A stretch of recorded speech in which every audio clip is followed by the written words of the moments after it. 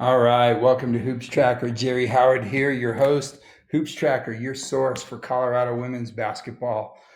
Wow, we had about 10 days worth of basketball. July came and went really fast. The AAU season is officially over, and we are going to dive into where everybody was, what everybody was doing, and how everybody did on that last weekend of how everybody did on that last 2 weeks of basketball. It was amazing. Here's some big things, right? As you look at and um, as you're going through everything with club teams, we're going to start out in South Carolina. We had Hardwood Elite, and we had players from Colorado on Utah Lady Prospects. Man, what a great season it's been. This Hardwood team, man, they started out strong. They even picked up a big 6'6" center, Harper Dunn, out of New Mexico. But man, they just had a target on their back. They go 2-5 over the weekend. Their U16 team, led by Katie and Addie Moon, and some of the other players, Kate Fusel on that team, they go 3-4, and the U15s goes 2-5. Now, the Lady Prospects played extremely well. Their U17 team, which has Mackenzie Jones from Mullen High School, playing alongside her friend, Nation Williams, one of the top three players in the whole country, best three-point shooter, top five in scoring, top five in rebounds.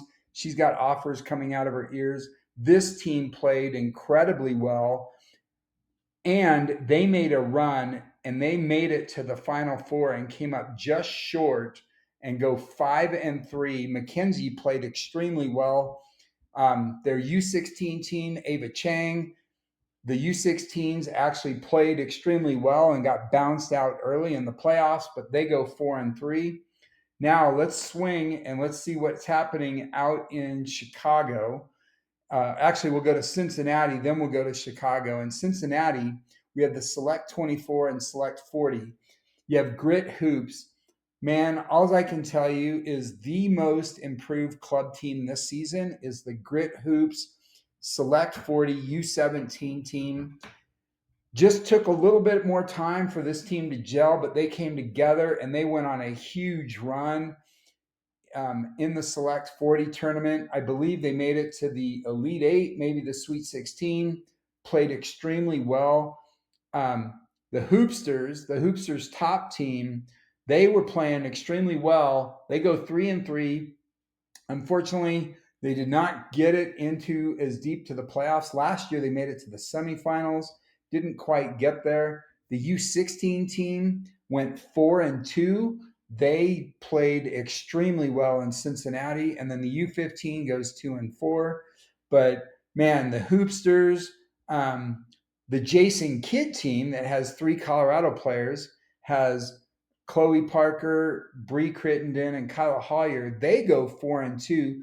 They actually lost in the playoffs to the other Jason Kidd team that went on to lose their next game. But man, this team was primed to win it. Crittenden drops 33 points on the first night. Who would have imagined? But great job. Now let's swing down to Chicago. How did things go for Mountain West Premier? The EYBL team, the top team, goes 3-2. They just missed the platinum bracket, I believe. The U16 team and the U15 team made the platinum bracket, which is the top bracket in the EYBL circuit. They go 3-2, and the U15 goes 3-2. Now, the U15 team played extremely well with Jada Rogers and Kimmy Thomas, but they came back in a game that was critical. They were down. They came back, made some shots.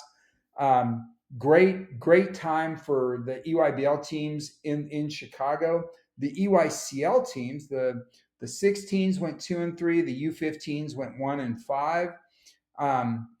B&B in the non-Nike bracket, B&B went 2-2. Their U17s, their U16s went 1-4, and their U15s went 5-1 and crushed it. Great job, Amy, and that team.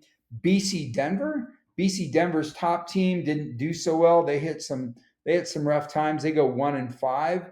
The U16s goes 2-3. The U15 4s goes 2-4. But Coach Enoch Miller of Stanley Lake, his team goes 4-2. And I can tell you, JoJo Martin crushed it. She had 30 points easily in one game. This young lady is going to be one of the top players in that 2029 class coming in. Um, but Mocan Elite had the Spellman sisters on there. They go 2-4 in Chicago. But what do we have to say? Who are the hot players? We already know Bree Crittenden, top 10 in the country. We think she's probably top 5. Bree, we hear you can dunk. We would love to see it. I think as you throw one down in competition, your stock moves you right up to the top 5 easily, if not the top 1 or 2. Paige Gilpatrick, she's committed to Boise State. She played extremely well, finished her AAU season. Peyton Jones, Harvard, Arkansas, big time offers. Kinley Asp, she has Boston College. She has Kansas State. She's got a bunch of other offers. Kyla Hollier, all of these 26 players, legit D1, all going to go, most likely go Big Four. We'll see how that turns out. In the 27 class, Mackenzie Jones, we already talked about. She's blowing up. She's got offers from UNLV, from Arizona State. Colorado just came in recently. Ava Chang blowing up as well. Santana Sabas, we have her listed in the top of that class because that young point guard can crush it. Not only is she command general on the floor, but she can shoot the three. Ava's giving her a close run for her money. And then Sienna Williams at Monarch played extremely well for the Mountain West Premier EYBL team, even with a sprained ankle or a sore ankle, and she retwisted it last week. She still crushed it on the court. So definitely these are our top players in the 27 class. Addie and Katie Moon are crushing it as well. You've got other hot players. Reese Gilpatrick, clearly the number 1 player in the 2028 class, followed by Jada Rogers, who she has had an incredible summer and an incredible spring, and Kimmy Banks as well. Chloe Miller at Regis picking things up. But let's take a look at some of the other players. Aaliyah Brada, she just got an offer from Wichita State. I don't know what some of these mid-majors are waiting for, but this young lady has been performing all spring, all summer, doing really well. Good to see those offers come in. Shay Vigil, one of the top 3-point shooters in the state, played extremely well for Grit, that Grit U17 team that crushed it in the Select 40. Cameron Gunter at Valor for Hardwood, really starting to pick up a ton of offers. Juliet Slater picks up a big offer from Radford University. Kennedy Spellman picking up offers, has a lot of JUCO interest. That young lady is special, great 3-point shooter. But the 27 class, you got Maddie Clark at Meade. You got the Taylor twins who switched clubs. They went from True Colorado. Notice True Colorado didn't play in July. They had a lot of injuries and players. They couldn't put a team together. The Paris twins go down to the New Mexico Clippers. Cortland Yowsey picking up offers. Madison Bethel and Nola Greenwald. These 2 young ladies are very special, and I expect them to be getting some offers before the summer is out. Remember, this is Jerry Howard at HoopsTracker. You got news, shoot it out to us. We're actually working on some new formats coming into the fall. We got some big announcements to make. Be watching. We love everybody. We hope everybody has a great summer. Players, take a little bit of time off and go rest your bodies from this hard summer. The only players that can't are the Jason Kidd players. Their AAU summer is not over. They're going to Greece in the next week or so, and then they're going to China. So, Bree, Kyla, Chloe, good luck traveling overseas. Enjoy the pride. It's been a great ride and a great summer. But expect good things. We're going to come back with more information. But remember, Colorado Hoops Tracker, your source for Colorado women's basketball.